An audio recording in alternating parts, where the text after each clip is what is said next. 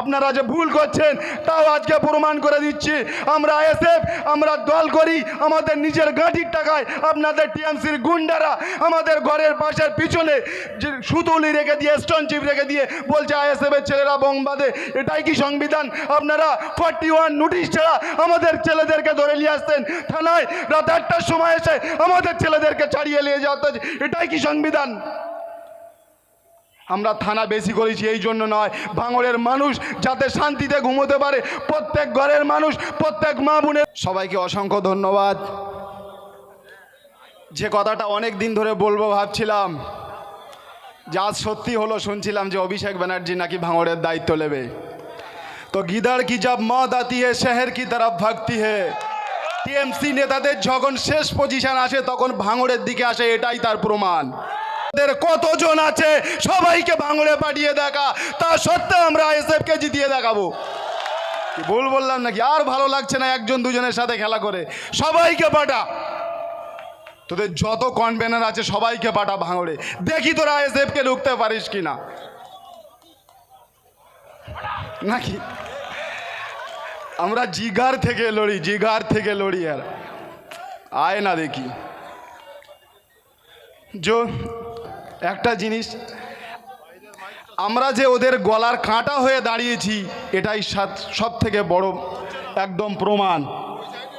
সায়নী ঘোষ আপনারা কতটা জানেন না জানেন যে ভোগালী 1-2 এ বাইরের মাইকটা খাটিয়ে দিতে, বাইরের মাইকটা খাটাও তো।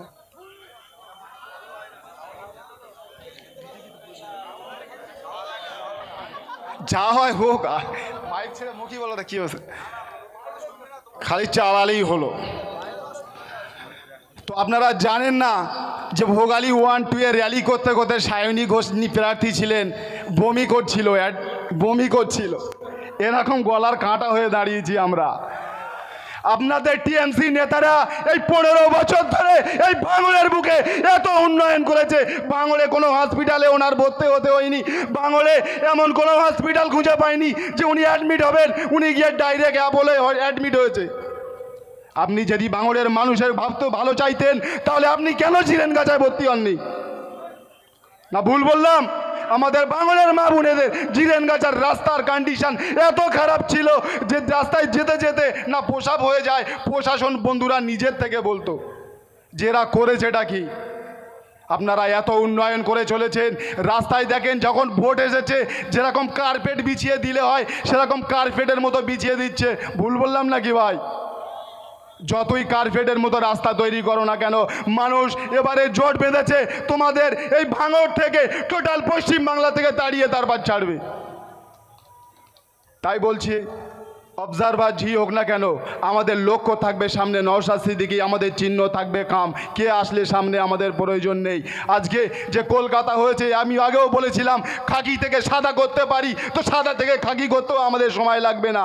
দিয়েছে কারণ এক ধরনের প্রশাসন আমাদেরকে প্রতিবার এরকম করে চেষ্টা করছে ভিডিওর মাধ্যমে যে আমরা যাতে প্রচার না করতে পারি তার একটা পরিকল্পনা পঞ্চায়েতে ওরা করে দেখিয়েছে। ভাঙড় 2 নম্বর ব্লক আইএসএফের দখলে আরাবুল সাহেব এবং সওগাত মোল্লা সাহেব দুজনা প্ল্যান করে ভাঙড় 2 নম্বর ব্লক দখল করেছিল। কিন্তু সেই আরাবুল ফেঁসে গিয়েছে। আরাবুল ফেঁসে যাবার পর আজকে 2 নম্বর ব্লকে উনি তো এমএলএ পাননি। 16 সালে উনি বলেছিলেন, উনি এমএলএ পাননি বলে টায়ার জ্বালিয়েছিলেন। 21 সালে নওশাদ ভাই যখন এখানে ভাঙড়ে দাঁড়ায় যে আরাবুলের দ্বারায় তো হবে না এখানে, যার জন্য রেজাউল করিমকে দেওয়া হয়েছিল, তাও টায়ার জ্বালিয়েছিল। কিন্তু উনি 21-23 সালে চেয়েছিলেন যে আমার তো ভাঁড়ে কোনো টাকা আর পড়ছে না, দ্বিতীয় পাম্প আর করতে পারবো না, যার জন্য আমাকে পঞ্চায়েত সমিতি 2 নম্বর ব্লককে দখল করতে হবে। উনি দখল ঠিক করেও ছিলেন প্ল্যান মাফিক, তা সত্ত্বেও আজকে জেলে আছেন।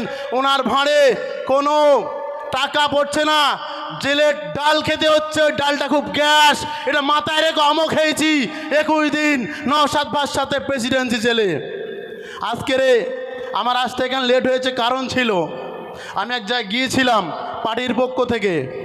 এখানে মঞ্চে বসে থাকা আমাদের রাজ্যের সাধারণ সম্পাদক বিশ্বজিৎ মাইতি এবং আমাদের যাদবপুর লোকসভার ভাইজান মনোনীত প্রার্থী নূর আলম খান এবং আমাদের 2 নম্বর ব্লকের একটাই জেলা পরিষদ রাইনুর মোল্লা এবং প্রত্যেক অঞ্চল সভাপতি স্টেজে এসছেন, কিন্তু অঞ্চলে বুথে যারা দায়িত্বে আছেন তারাই কিন্তু আমি প্রত্যেকটা বার বলি, স্টেজে যারা বসে আছি মার কিন্তু ভাই আমরা খাই না, মার খান আপনারা বুঝে নেবেন। আপনারা বুথে বুথে 1 তারিখে যে ভোটটা হবে ওই ভোটটা ওরা কিন্তু লুট করার চেষ্টা করবে। আমরা এজেন্ট ঢোকাবো সেই সময় 50 থেকে 60 জন লোক গিয়ে বুথে এজেন্ট বসিয়ে দিয়ে সামনে যেদিকে ভেসে থাকে মনে করবেন ধুলোর মতো উড়ে যাবে 2 নম্বর ব্লকে। কেন 2 নম্বর ব্লক আমরা ছাড়বো না, আর 1 নম্বর ব্লক 2 নম্বর ব্লক মিলে 1.5 লক্ষর বেশি ভোটে নূর আলম খানকে এখান থেকে আমরা জিতিয়ে দেখিয়ে দেবো যে ভাঙড়ের জায়গায় আছে। কেন আজকে একটা প্রোগ্রাম ওরা করেছে, সেটা হলো বজরাহাট বাজারে, সেখানে শুধু 1 ঘন্টা যদি অভিষেক ব্যানার্জি বক্তব্য দেন 1.5 ঘন্টা, তো 1 ঘন্টার মধ্যে 40 মিনিট অন্তত ভাঙড়ের বিধায়ক বলতে বাধ্য করেছে এই নওশাদ সিদ্দিকী যে বিধায়ক কি দেখতে হয়। তুমি একটা রাজ্যের 2য় পোস্টে থাকার পরেও 40 মিনিট ধরে শুধু আমাকে বলতে হলো নওশাদ সিদ্দিকী নয়, যে ভাঙড়ের বিধায়ক। ওনার ঘুম কেড়ে নিয়েছে, সামনের দিনে 26-এ ওনার গদিও কেড়ে নেবে এই নওশাদ সিদ্দিকী। কোনো মিডিয়া সোশ্যাল মিডিয়া ছাড়া কোনো গদি মিডিয়া আজকে দেখলাম না এই নওশাদ সিদ্দিকীর এত লোক হয়, যেখানে একদিন পারমিশন দেওয়ার পরেও কোনো প্রচার না করার পরেও সাধারণ মানুষ ছুটে আসে। কেননা ভাঙড়ে উনি বলেছেন ওখানে যে উনি তো বিজেপির বিরুদ্ধে কোনো কথা বলেন না, মমতা ব্যানার্জির বিরুদ্ধে শুধু কথা বলেন। উনি তো বিজেপির রাজ্য সম্পাদক, রাজ্য সভাপতি সুকান্ত মজুমদারের বিরুদ্ধে তো কথা বলেন না। উনি দিলীপ ঘোষের নাম করেছেন, দিলীপ ঘোষের বিরুদ্ধে তো কথা বলেন না।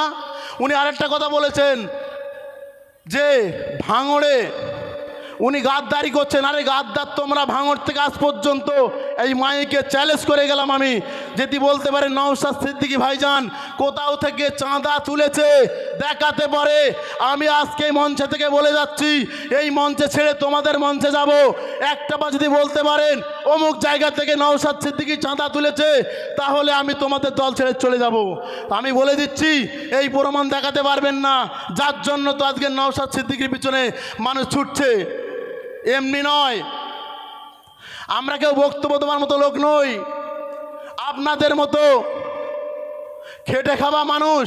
সেই জন্য বলছি এই যে বলিহাট বাজার আজকে প্রোগ্রামটা শুরু হয়েছে, আমি তো দেখতে পাচ্ছি এত মানুষ। সওগাত মোল্লা তো দক্ষিণ 24 পরগনার এই ভাঙড়ে অবজারভার হয়েছিলেন, ওনাকে এরকম প্রোগ্রাম করতে গেলে বিশেষ করে 10 থেকে 15 লক্ষ টাকা খরচা করতে হয়। কিন্তু আমাদের আজকে যারা নেতৃত্ব দিচ্ছে বলিহাট 2 নম্বর অঞ্চলে, আমাদের শুধু স্টেজ ছাড়া কাউকে 1 প্যাকেট বিরিয়ানি দিতে হয়নি, কাউকে গাড়ির তেল ভরতে হয়নি, কাউকে 500 টাকা দিতে হয়নি।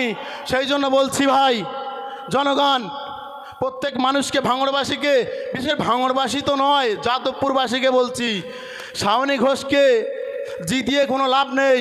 আগের বারেও দেখেছি আমরা একজন নাচনিওয়ালিকে জিতিয়ে, তিনি আপনাদের হয়ে কথা বলেনি, আমাদের হয়ে কথা বলেনি। কিন্তু আমাদের নূর আলম খান উনি জেতার আগে দেখিয়ে দিয়েছে যে মানুষের হয়ে কিভাবে কাজ করতে হয়, সেটা অবশ্যই দেখেছে।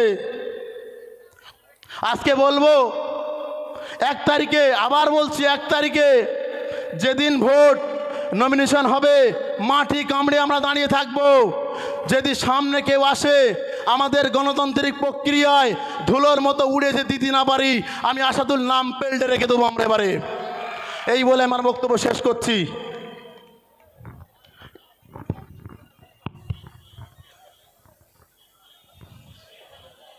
আসাদুল ভাইকে ধন্যবাদ। চাঁদাটা কাটমানি হবে, মানে ভাইজান তো নিজে চাঁদা তুলেছেন, গরিব অসহায় মানুষ তারাই চাঁদা দিয়ে আমাদের দলটাকে বাড়িয়ে নিয়ে যাচ্ছে। বলার ক্ষেত্রে একটু প্রবলেম হয়েছে, নতুন সবাই বলতে শিখেছে তো। ভাইজান কোথাও কারো কাছে কাটমানি আজ পর্যন্ত চায়নি বা নেবে না জীবনে। আমাদের দল কাটমানির বিরুদ্ধে আন্দোলন করছে। এখন বলবেন আমাদের ভোগালী ওয়ানের অন্যতম লড়াকু নেতৃত্ব কারিমুল মোল্লা।